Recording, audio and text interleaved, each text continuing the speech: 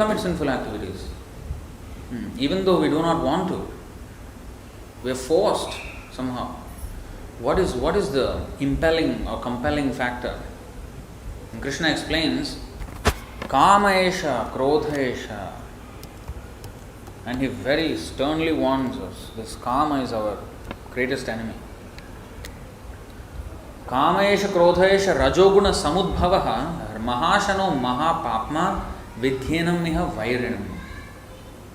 So, translation, Supreme Personality of Godhead said, it is lust only, Arjuna, which is born of contact with the material mode of passion and later transformed into wrath, that means anger, which is in the mode of ignorance, and which is the all-devouring sinful enemy of this world.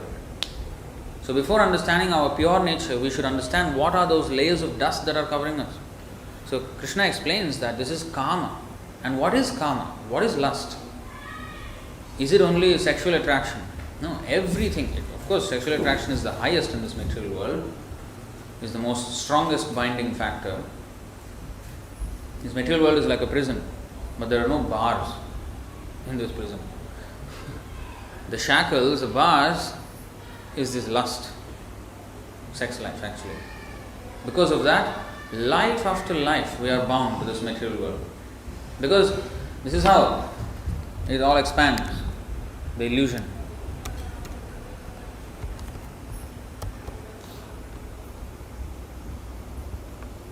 Srimad Bhagavatam explains very nicely, 5.5.8.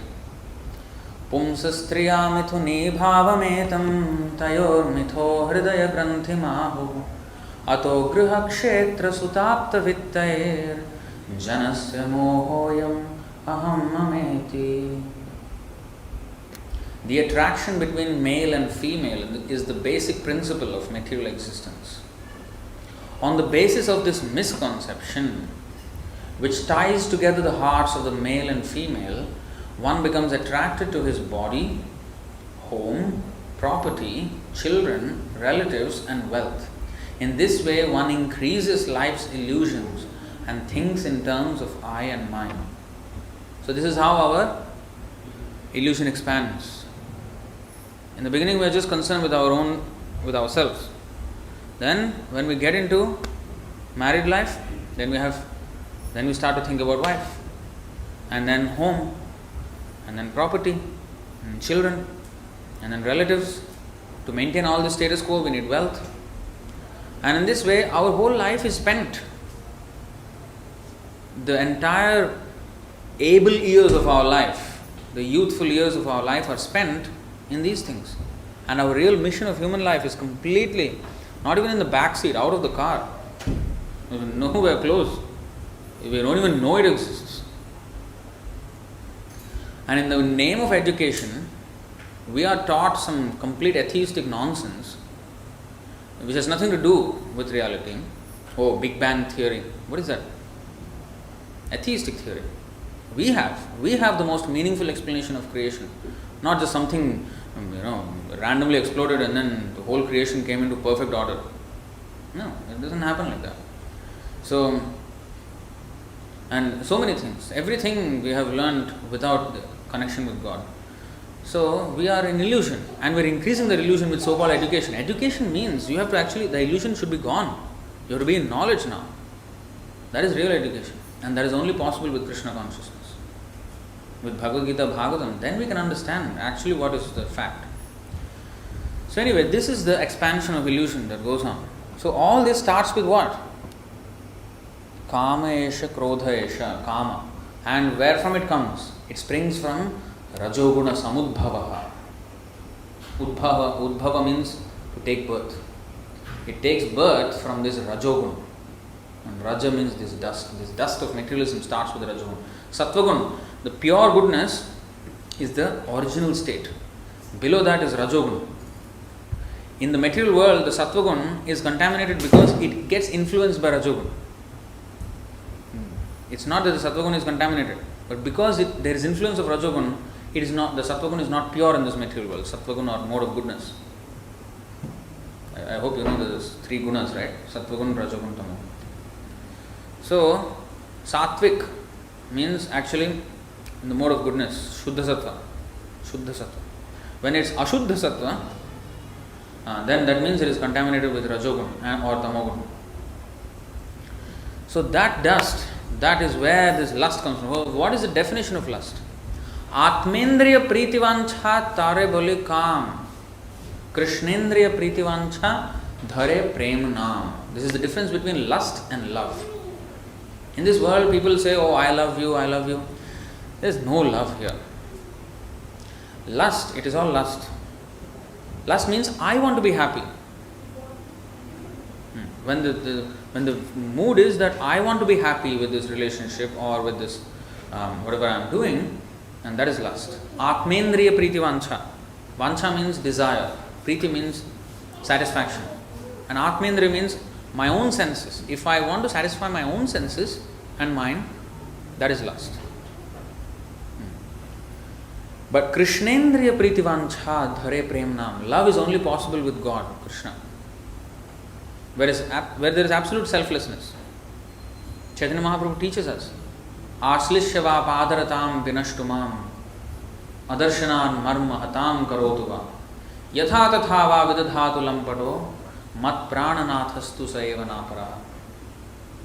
He says, in the mood of Radharani, he says, it doesn't matter, Krishna, whether you come before me or not, or reciprocate with me or not, or completely neglect me or punish me for millions of aeons. It doesn't matter. You are the Lord of my life. There's absolutely no question, no argument. Oh Krishna, I have chanted your name so much. Why are you not, taking care of me? Why am I am insulted and then they are praised? No. Absolute no question. If I want to be praised, then that is Atmendriya Pritivan. That is lust. Lust can come in three forms mainly. Dhana, Jana, Sundari. Dhana, Jana, Sundari. That's why Chaitanya Mahaprabhu said, Na dhanam, na janam, na sundarim, kavitam va jagadisha kamaya. Wealth. With wealth, I have access to enjoyment, sense enjoyment. Dhanam. Janam. I want to be known, well known. Nowadays everybody wants to become a social media influencer. Janam. And do some nonsense, some prank videos or whatever, do some rubbish and then become an influencer. You do anything, you will have a following. It does not mean that you are correct. Oh, because you have 60 million followers, you are correct. No. There are 60 million fools following you, and it's like Swavid Varahoshta Kharai, Samstuta Purusha Pashu. It is said there are many people who are on the level of dogs, pigs, camels and asses. These are not my words. Bhagavatam's words. 2.3.19 verse number. So, people on the level of these animals, they glorify another bigger animal who is on the same level. In the same category. So that's what is happening. So people in the mode of ignorance, if a person in the mode of ignorance creates some content, and then people in the mode of ignorance will follow it and will like it. So anybody will have an audience. So this janam is a big problem, and carried away by that, people get intoxicated with that. And then finally sundarim, they want to enjoy beautiful women. And this is not only for men, women also. Here in this material world, whether man or woman, he has the enjoying spirit. He or she wants to enjoy. And that is a male mentality. According to Sanskrit, according to our Vedas, male means enjoyer, Purusha means enjoyer. Female means Prakriti, means to be enjoyed. Female is to be enjoyed by the male. So actually the only male is Krishna. And we are all actually his Prakriti. Para Prakriti. That is explained in the 7th chapter, 5th verse. We are Prakriti actually. We are female in nature. Because we are to be enjoyed by Krishna. Krishna is the enjoyer. But now we are taking the role of Purusha, whether man or woman. Everybody wants to be the enjoyer. So it's actually a male mentality. So the male is always superior to the female because the male enjoys the female. So Krishna is actually the superior, supreme. And we are inferior to him, so we are to be enjoyed by him. But when we want to become the male, then Krishna will give an energy which is inferior to us so that comparatively we will be superior and then we can be the enjoyer. And therefore material nature is inferior to us, apara prakriti. So in this way we become superior and we can be the enjoyer of this material world. But because the material world is conducted by Krishna, mayadhyakshena prakriti, it is too overwhelming for us to handle it.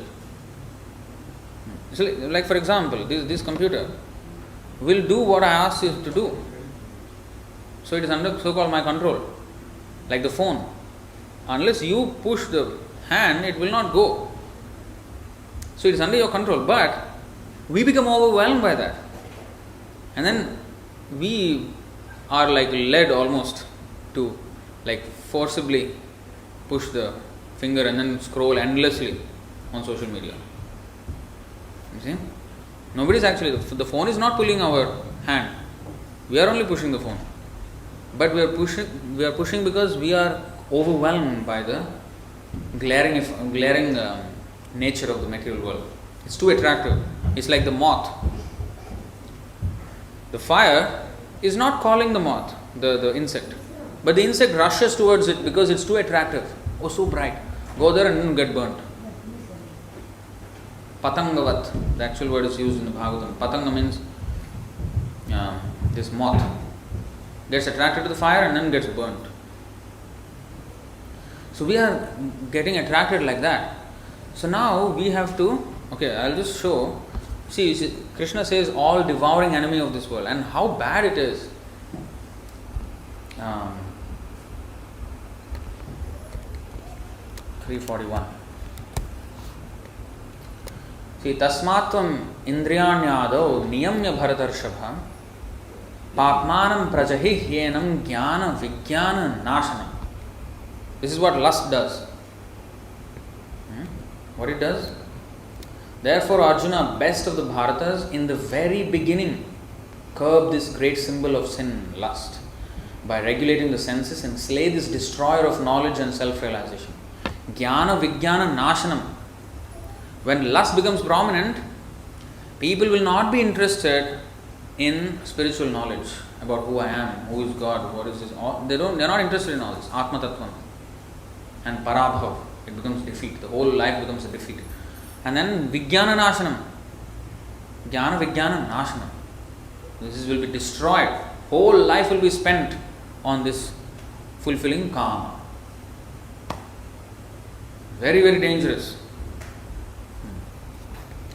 That's why again Krishna says in the 343, Kamarupam durasadam, the last line. Jahishatrum mahabaho kamarupam durasadam. Durasadam means very formidable enemy.